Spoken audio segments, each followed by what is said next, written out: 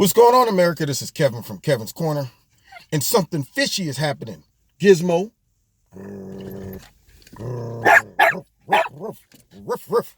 Yeah. See, something fishy's going on. Gizmo knows it too. He knows it too. Apparently, the Democrats have, for whatever reason, decided not to go forward right away with the indictment against AG Barr. And they also decided not to bring, I guess, Robert Mueller in next week for the testimony. Now, they've been talking for the last couple of weeks about we need to hear from Robert Mueller. That's what we need. And we have to hold AG Barr accountable right now. He needs to go to prison. He's hiding stuff. He's Trump's new fixer. He's his new fixer.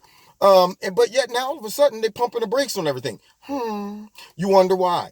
Also, James Comey is going on a full-blown tour all over the liberal media stations who says, James, we're going to give you a platform to get ahead of this thing that's about to come down the pipeline. So now he's on TV talking about, well, you know what? I mean, there could be some things that are in that report that could be, obstruction of justice. I'm not saying, just one or two. And I'm thinking to myself, you wouldn't know what obstruction of justice was if it slapped your face, Jimmy.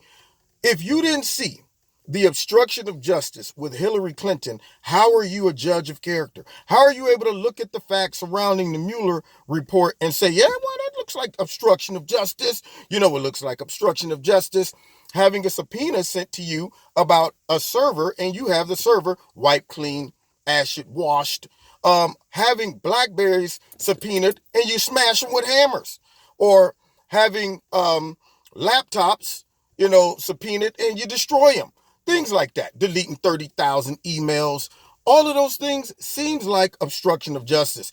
It seems like a person or group of people were covering up or getting rid of evidence. If you already made the subpoena and they destroyed it afterwards, what is that, Jimmy? What is it? If you don't know, you don't deserve to be a lawyer, FBI director, nothing. But what he's doing is he's on tour right now, trying to set the tone to cover his butt, to get out ahead of this thing and create the narrative of we didn't do nothing wrong. We did everything by the book. That's what I don't know why AG Barr even said what he said. The FBI doesn't spy.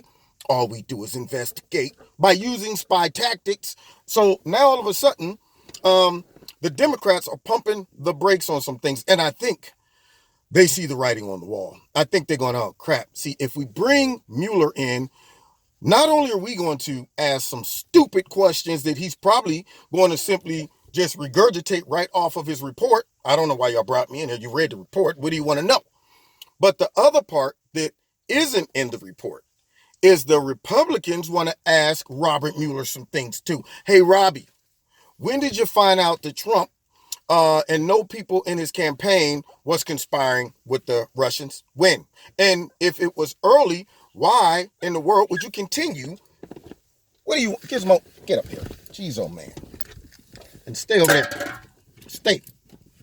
Sorry y'all had to see that side of me. Sometimes I got to discipline the kids. Don't look that way. I'm not afraid of you. Yeah. What? Yeah, teaching them how to be tough. Now, sit. Or get over there at least. Anyway, back to what I was saying.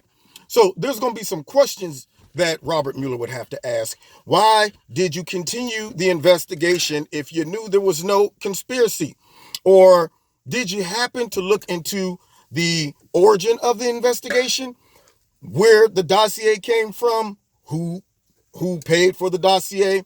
All of these pertinent questions. Did you look into how the FBI made their decisions to even start the investigation? Did you ask questions to the FBI? Hey, why didn't you go to Trump in the first place and say, Mr. Trump, we have reason to believe the Russians are trying to penetrate your investigation? Did you ask questions like, well, if you couldn't verify all of this information in this phony dossier, then why did you take it to the FISA court?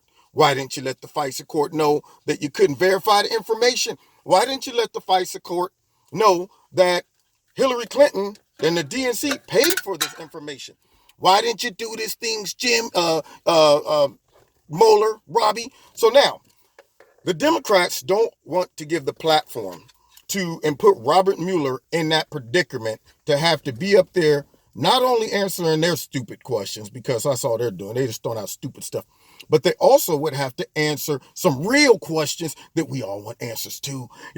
I mean, if you're the deputy dog that everybody say you are, if you're the top-notch investigator that everybody claimed you are, then the evidence should have led you right down the path of the origin of all of this, and nobody wants to open up those worms on the Democrat side. So I bet you they got into a nice huddle and said, wait a minute, why are some of the Republicans saying that he needs to come and testify as well? Are we getting set up? See, it's that whole situation that makes you pause when you say, we need to have Robert Mueller come in and testify. And all the Republicans go, yeah, we do. Go ahead and hook that up.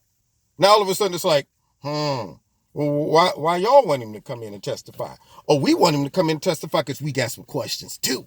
That's what we have. So now the Democrats don't want to run that risk. Yeah, and I think the whole let's go ahead and hold Barr in contempt and for nothing is coming back to bite them too. I think they're sitting back saying, I would hate for information to get out to those people that are ignorant to what we're doing and find out that we had options to go down and read this thing and no one chose to do it. We're whining about stuff that we have access to. We're demanding this man to do things that will break the law. We are simply playing political games. That's all we are. That's what we're doing.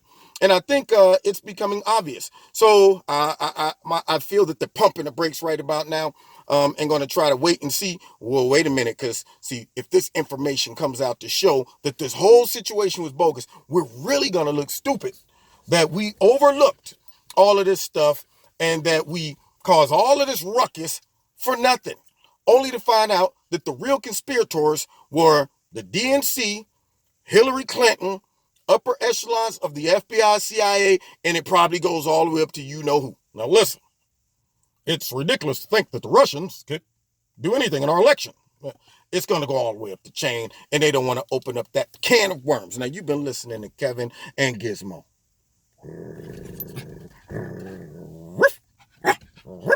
To you. You're not the boss of me. Hey. Somebody get your dog. Anyway. All right, so check me out every Wednesday night, 7:30 live in Kevin's Corner on YouTube. Also, check me out on my radio blog talk show. Check out Extreme Teas, my sponsor. You'll love the products. If you like something, click on it. You'll get a 20% discount by putting my name in the promo code, Kevin.